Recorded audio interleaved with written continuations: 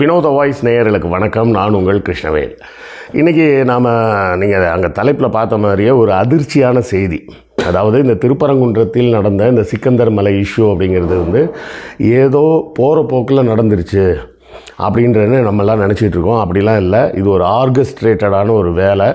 2015 தொடங்கி இந்த வேலையை அவர்கள் இந்தியா முழுவதும் இந்த ஆர்எஸ்எஸ் கும்பல் செஞ்சிகிட்ருக்கிறாங்க. அது என்னன்ற செய்தியை பற்றி தான் விரிவாக நம்ம இன்றைக்கி பார்க்க போகிறோம்.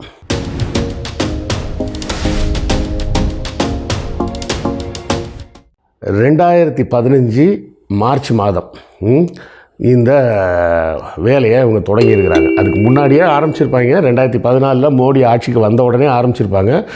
செயல்படுத்த ஆரம்பித்ததுக்கு அந்த ஒரு 7-8 மாதம் ஆயிருக்குது. அதுதான் தொடங்கியிருக்கிறாங்க. என்ன பேரில் ஆரம்பிச்சிருக்கிறாங்கன்னா ரீக்ளைம் டெம்பிள்ஸ் அப்படின்னு சொல்கிறாங்க. கோயில்களை மீட்போம். எப்படி மீட்போம்?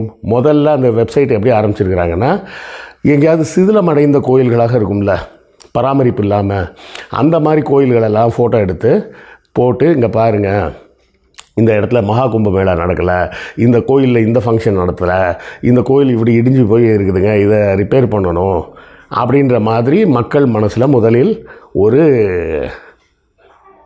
விஷயத்தை பரப்ப ஆரம்பிக்கிறாங்க. அப்போ பொதுவாக பார்க்கக்கூடிய ஆட்கள்லாம் என்ன நினைப்பாங்க? பக்திமான்கள், இப்போ இந்து மத பக்தியோடு இருப்பவர்கள், ஆமாப்பா அந்த ஊர் கோயில் ரொம்ப இதாக இருக்க, நம்ம ஒரு 500 ரூபா டொனேஷன் கொடுப்போம், நம்ம ஒரு 1000 ரூபா கொடுப்போமே அப்படின்னு நினச்சிட்டு கொடுத்துருப்பாங்க. இதில் நம்ம புக்கு வாங்க சொல்லி சொன்னால் அதுக்கு கிண்டல் பண்ணுவாங்க. ஆனால் இவங்க தீவிரவாத வேலை செய்கிறதுக்கு என்னெல்லாம் பண்ணி வச்சுருக்காங்க பாருங்கள். ஸ்டெப்பாக ஆரம்பிச்சிருக்காங்க. முதல் ஸ்டெப்பு இந்த மாதிரி பாருங்கன்னு. சரி, இதில் வட இந்தியாவில் உள்ள கோயில்கள்லாம் போட்டிருக்காங்களான்னா வட இந்தியா கோயில்களும் போட்டிருக்காங்க, தென்னிந்தியாவில் இருக்க கோயில்களும் போட்டிருக்காங்க.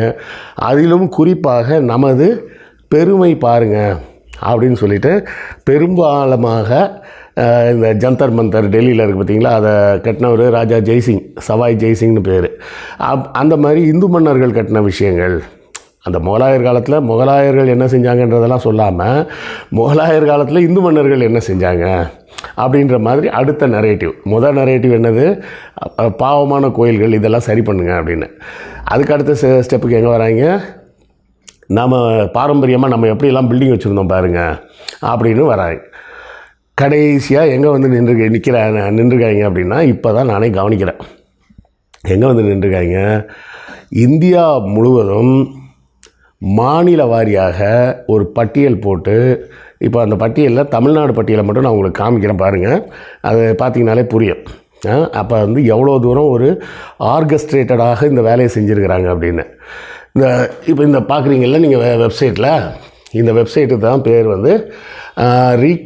reclaimtemples.com. அதில் தமிழ்நாடு பக்கத்தில் போட்டு என்ன போட்டிருக்காங்க பாருங்கள். List of masjid in Tamil Nadu which was built by destroying the Hindu temples. Hindu மத கோயில்களை இடித்த பிறகு கட்டப்பட்ட மசூதிகளின் பட்டியல். We give below the state wise and district wise the particulars of Muslim monuments which stands on the sites and have been built with materials of Hindu temples அப்படின்னு போட்டு, அதாவது இந்து மத கோயில்களை இடித்து இல்லைனா அந்த கோயிலையே ஆக்கிரமித்து அதை மசூதியாக மாற்றி செஞ்சுருக்கிறாங்க அப்படின்னு போட்டு, இதை எழுதியிருக்கிற ஆள் பேர் என்னென்னா சீதாராம் கோயல்னு பேர் போட்டு கீழே போட்டிருக்காங்க பாருங்கள். டிஸ்க்ளைமர் ஆகுது. It should be kept in mind that the list below does not include all the temples destroyed by Muslims and converted into mosque. இந்த லிஸ்ட்டில் இருக்கிறது முழுமையான பட்டியல்லாம் இல்லை. The below is the list of mosques and dargahs where evidences exist of having been made after destroying the temples at these locations. அதாவது பல இடங்களில் இருக்கும், அங்கெல்லாம் எங்களுக்கு போதுமான ஆதாரம் கிடைக்கல. ஆதாரம் கிடைச்ச லொக்கேஷனை மட்டும் நாங்கள் இதில் போட்டிருக்கோம். In many mosques, Muslim rulers were able to eradicate all signs of the temple and hence not given below in the list. சில இஸ்லாமிய ஆட்சியாளர்கள் அந்த அடையாளமே இல்லாத அளவுக்கு அதை எடுத்துட்டாங்க. அதெல்லாம் எடுத்துட்டோம். அதெல்லாம் நாங்கள் இதில் போடலை. Anyone is free to visit the below list of mosques and see the remnants and the materials of Hindu temples used in their construction. Archaeological Survey of India should conduct an excavation of below mosque to find out more about the ancient temples in these locations and possible mass graves around the mosque site. இதை வந்து archaeological department வந்து உள்ளே வந்து ஆராய்ச்சி பண்ணி இதெல்லாம் கண்டுபிடிச்சி எங்களுக்கு சொல்லணும் அப்படின்னு போட்டு எப்படி போட்டிருக்காங்க பாருங்கள். செங்கல்பட்டில் ஆச்சார் வாக்குன்னு ஏதோ ஒரு ஊராம், அங்கே ஒரு மசூதி. காஞ்சிபுரத்தில் ஒரு 3 பெரிய மசூதி, அப்புறம் 8 அதர் மஸ்ஜித்து, அப்புறம் கும்பாத் ஆஃப் பாபா ஹமீத் வாலி அப்படின்னு ஒரு மசூதி தான். அப்புறம் கார்கட் பாலா அப்படின்னு ஒரு ஊர், கோவளம், முன்ரோபேட், பல்லாவரம். எங்கே நம்ம சென்னையில் இருக்க பல்லாவரத்துக்கு வந்துட்டாங்க. ஹில் ஆஃப் பச்சைப்பாண்டிய மலை, அதை வந்து மௌலா பஹாத் அப்படின்னு பேர் மாற்றிட்டாங்க அப்படின்னு போட்டு ஒரு 3 மசூதியை பல்லாவரத்தில் போட்டிருக்காங்க. கோயில்பேட்டா, ராம்பூர், ராயப்பேட்டா. எங்கள் வாலாஜா மஸ்ஜித், ராயப்பேட்டாவில் இருக்க வாலாஜா மஸ்ஜிது கோயில் அடித்து கட்டினதுன்ட்டாங்க. ராயப்பேட்டாவை முழுக்க புதுசாக உருவான ஒரு குடியிருப்பு, அதுலேயே போய் சொல்கிறாங்க. வாலாஜாபாத்தில் இன்னொரு மசூதி, ரெண்டாவது கோயம்புத்தூர் டிஸ்ட்ரிக்ட்டு, அண்ணாமலை, அப்புறம் கோயம்புத்தூர் சிட்டி, சிவசமுத்திரம், அப்புறம் மெட்ராஸ் டிஸ்ட்ரிக்டில் ஜாமி மஸ்ஜித் தான். மதுரை டிஸ்ட்ரிக்டில் போண்டுவாராப்பேட்டை, தேவிப்பட்டினம், அப்புறம் கோரிப்பாளையத்தில் தர்கா ஆஃப் குவாஜா அலாவுதீன், அப்புறம் திருப்பரங்குன்றத்தையும் இதில் சேர்த்துருக்காங்க பாருங்கள். இதில் இருக்கிற லிஸ்ட்டில் 28வது ஐட்டம் வந்து Sikandar Masjid on top of the hill stands amidst ruins of Brahmanical, Buddhist and Jain temples. அங்கே பிராமணிக்கல் டெம்பிளே கிடையாது முதல்ல. இப்படி இதுக்கப்புறம் பார்த்தீங்கன்னா நார்த் ஆர்காடு மாவட்டத்தில் மட்டும் கிட்டத்தட்ட அது ஒரு பெரிய லிஸ்ட்டு. பெரிய லிஸ்ட்டுனா எவ்வளோ வருதுன்னா கிட்டத்தட்ட ஒரு 40 இடத்த போட்டிருக்காங்க. ஆற்காடு சிட்டியில் மட்டும். அந்த ஆற்காடு சிட்டியே புதுசாக உருவான ஒரு சிட்டி. நார்த் ஆர்காடு மாவட்டத்தில் ஆற்காடுன்ற சிட்டியை வந்து இங்கே வந்து இந்த ஆற்காடு நவாப் வந்ததுக்கப்புறம் உருவான ஊர் அது.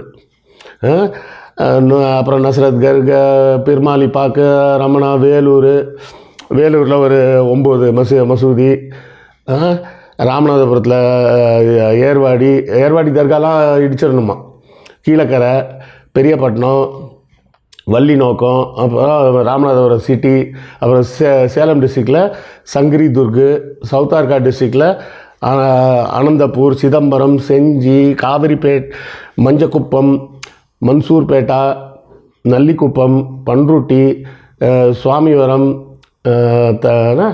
தரங்கம்பாடி அப்படின்னு போட்டிருக்காங்க. அது தரங்கம்பாடியை தான் தப்பாக போட்டிருக்காங்களான்னு தெரில.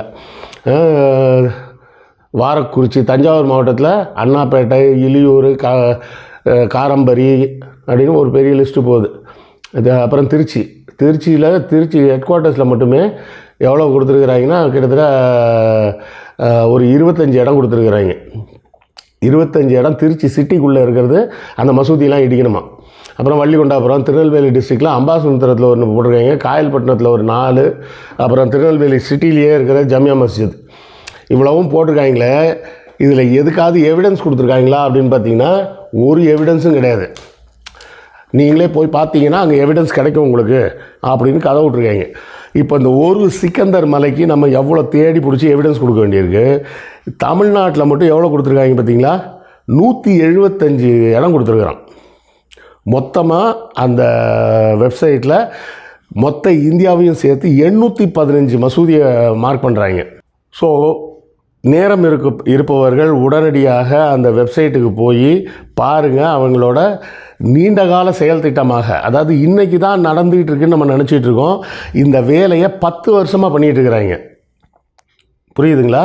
10 வருஷமாக இதுக்கு ஒரு குரூப் உட்காந்து வேலை பார்த்து ஒவ்வொரு மாநிலத்திலையும் ஒவ்வொரு மாவட்டத்திலையும் அவங்களுக்கு எந்த மசூதியெலாம் பிடிக்காதோ அதை பூரா லிஸ்ட் எடுத்து அந்த மசூதி, தர்கா இது எல்லாத்தையும் இடிக்கணுன்றான்.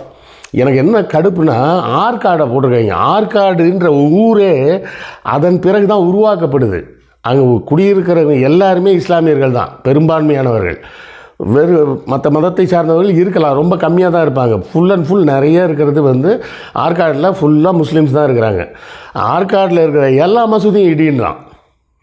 அப்போ இவர்கள் நோக்கம் வந்து திருப்பரங்குன்றம் மட்டும் இல்லை, இங்கே ஒரு இடத்துல வேலையை ஆரம்பிச்சு விட்டா அடுத்தால வரிசையாக ஒவ்வொரு மசூதியாக போகலான்னு இவங்களுக்கு 175 இடம் கொடுத்துருக்காங்க.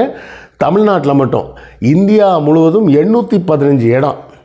அப்போ இவர்களோட நோக்கம் பாருங்கள், ஒரு லார்ஜ் ஸ்கேல் வன்முறையை இந்தியா முழுவதும் உருவாக்கணும்னு பிளான் பண்ணியிருக்கிறாங்க இந்த ஆர்எஸ்எஸ் குரூப்பு. அதை 2014 மோடி வந்தோடனே முடிவு பண்ணிட்டாங்க, இனிமேல் இதை வேணும் விட்டுறவே கூடாது. இந்த சூடாக பிளான் பண்ணி மொத்தமாக இந்தியாவில் மசூதிகளே இல்லாமல் இடித்து விட வேண்டும். இந்த ரிலீஜியஸ் ஹார்மனி அப்படிங்கிறது இருக்கக்கூடாது. மத நல்லிணக்கம் என்பது கூடவே கூடாது. நம்ம இந்துக்கள் மட்டும்தான் இருக்கணும். இந்துக்கள் சனாதனம் இன்னும் கண்ட களிய குப்பை இதை தான் வச்சுக்கணும். கீழே கமெண்ட்டில் வந்து மோடிஜி கழட்டிடுவார், இவனுக்கு என்ன இளவ தெரியும், ஒரு கோல்டி வந்துட்டாம்பா இன்னும் வரலையேன்னு பார்த்தேன் அப்படின்லாம் கமெண்ட் போட்டுக்கிட்டு இருந்தாங்களே திருப்பரங்குன்ற இஷ்யூவில். அவர்கள்ட்ட கேட்குறேன், அப்போ இதுக்கு பூரா ஏதாவது ஆதாரம் இருக்கா? நீ என்ன பண்ணியிருக்கணும்? மற்ற இடத்துக்கெல்லாம் ஃபோட்டோ போடுறல, இந்த மசூதிகளை ஃபோட்டோ எடுத்து போட்டு அந்த ஃபோட்டோவில் பாருப்பா இந்த இடத்துல இப்படி இருக்குது, இது வந்து இந்து கோயில் தான், இந்த இந்து கோயிலுக்கு உண்டான அடையாளம்லாம் இருக்குது பாரு அப்படின்லாம் போட்டிருக்கணும். எதுவுமே கிடையாது, அப்படிலாம் எதுவும் கொடுக்கல. ஒரு பெரிய லிஸ்ட்டு கொடுத்து இந்த லிஸ்ட்டில் இருக்க ஊரில் இந்தந்த மாவட்டத்தில் இந்த ஊரில் இந்த மசூதியை இடிக்கணும் அப்படின்னு 175 இடங்களை மார்க் பண்ணி வச்சுருக்கிறாங்க. இந்தியா பூரா நான் சொன்ன மாதிரி 815 இடம். அதுவும் எப்படி மார்க் பண்ணி வச்சுருக்காங்க தெரியுமா? நீங்கள் அட்ரஸ் தேடியெல்லாம் அலைய வேண்டாம், கூகுள் மேப்போட லிங்க் பண்ணியே போட்டிருக்காங்க. ஒரு அந்த லொக்கேஷன்ஸ்னு போட்டு ஒரு லிங்க் கொடுத்துருக்குறான். அதில் போய் பார்த்தீங்கன்னா கூகுள் மேப்பில் இடத்த மார்க் பண்ணி கொடுத்துருக்குறான். ஸோ ஒரு 2-3 இடத்துல கலவரம் வெடிக்க ஆரம்பிச்சதுன்னா அதை கணக்கு வச்சு இந்தியா முழுவதும் ஒரே நேரத்தில் 815 மசூதி தர்காக்களை இடிப்பதற்கு ஆர்எஸ்எஸ் செய்யும் சதி இது. இந்த வெப்சைட் இங்கே தான் இருக்குது. 2015 தான் இந்த வெப்சைட்டை ரிஜிஸ்டர் பண்ணியிருக்கிறாங்க. அதோட படம் தான் இப்போ நீங்கள் பார்க்குறது. 2015 இந்த வெப்சைட் பேரை ரிஜிஸ்டர் பண்ணியிருக்கானுங்க, ரிக்ளைம் டெம்பிள்ஸ் அப்படின்னு. இன்னும் 2029 வரை அதுக்கு பணம் கட்டி வச்சுருக்கிறாங்க. அதோட ஓனர் யாருன்னெலாம் நம்ம பார்க்க முடியாது. அதை மறைக்கிறதுக்கு இன்டர்நெட்டில் வசதி இருக்குது. நான் என்ன பண்ணலன்னா ப்ரைவசி ப்ரொடெக்ஷன் அப்படின்னு சொல்லி அதுக்கு ஒன்று இருக்குது. அதுக்கு நீங்கள் எக்ஸ்ட்ரா கொஞ்சம் பணம் கட்டினீங்கன்னா யார் பேரில் இந்த வெப்சைட் ரெஜிஸ்டர் ஆகிருக்குன்னு காட்ட மாட்டாங்க. லீகலாக ஒரு கவர்மெண்ட் அஃபீஷியல் வந்து ஒரு போலீஸோ யாரோ போய் கேட்டால் மட்டும்தான் கொடுப்பாங்க, மற்றவங்க கேட்டால் கொடுக்க மாட்டாங்கன்ற மாதிரி அதுக்கும் சேர்த்து எக்ஸ்ட்ரா பணம் கட்டி வச்சுருக்கிறாங்க. ஸோ மக்களே நல்ல கவனமாக இருங்க. நல்ல திரும்ப சொல்கிறது இதுதான், கலவரம் வந்தால் கலவரத்தில் அடி வாங்க போகிறது, வெட்டு வாங்க போகிறது நீங்களும் நானும் தான். சரியா? அந்த கலவரத்தில் அடிபட்டு தொழில் போக போகிறது, எல்லாம் வீணாக போகிறது நமக்கு தான் போகுது. ஸோ இந்த திருப்பரங்குன்றம் இஷ்யூன்றது சாதாரண விஷயம் இல்லை. சாதாரண விஷயம் என்று நினைத்து அமைதியாக இருந்து விடாதீர்கள். தொடர்ந்து இந்த செய்திகளை எல்லாருக்கும் பரப்புங்க. நான் வேணால் இதை பற்றி ஒரு 10 ஷார்ட்ஸ் மாதிரி எடுத்து போடுறேன். அதையும் எங்கெல்லாம் முடியுமோ ஷேர் பண்ணுங்கள். கண்டிப்பாக இந்த வீடியோவை ஷேர் பண்ணுங்கள். நான் பொதுவாக வீடியோவை ஷேர் பண்ணுங்கள், சப்ஸ்கிரைப் பண்ணுங்கன்னா அந்த இது போடுறதோடு விட்டுருப்போம். இந்த வாட்டி நான் சொல்கிறேன், தயவு செய்து உங்களுக்கு தெரிந்த குழுக்களில் எல்லா குழுவிலையும் இந்த வீடியோவை கண்டிப்பாக ஷேர் பண்ணுங்கள். இது ரொம்ப முக்கியமான விஷயம். ஒரே நேரத்தில் 800 இடங்களில் கலவரத்தை உண்டாக்க இவர்கள் திட்டமிட்டால் ஒரு ஊரில் ஒரு 1000 பேரை கொண்டுட்டாங்க அப்படின்னு சொன்னால் கணக்கு போட்டுக்கங்க எங்கே போய் நிற்கும் இதோட இடம். இந்தியா முழுவதும் ஒரே நாளில் ஒரு 8 லட்சம் பேரை கொல்றதுக்கு பிளான் பண்ணுறாங்க. 8 லட்சம் 10 லட்சம் பேரை கொல்றதுக்கு பிளான் பண்ணிகிட்டு இருக்கிறாங்க. ஸோ இது சாதாரண விஷயம் இல்லை, இது ரொம்ப தீவிரமான விஷயம், ரொம்ப சீரியஸான விஷயம். தயவு செய்து ஷேர் பண்ணுங்கள். இந்த வெப்சைட் வேறு ஏதாவது ஒரு நீதிபதியின் கண்ணில் பட்டு இப்படி ஒரு விஷம செய்தியை பரப்புகிறார்கள்னு பார்த்து ஏதாவது ஒரு நீதிபதி சுவமோட்டோவாக எடுத்து இந்த வெப்சைட்டை தடை பண்ணால் தான் உண்டு, இல்லைனா இது முடிவுக்கு வராது. ஸோ கண்டிப்பாக ஷேர் பண்ணுங்கள். உங்கள் கருத்துக்களை கமெண்ட்டில் கண்டிப்பாக சொல்லுங்கள், நானும் தெரிஞ்சுக்கிறேன். அடுத்த காணொளியில் சந்திப்போம். நன்றி, வணக்கம்.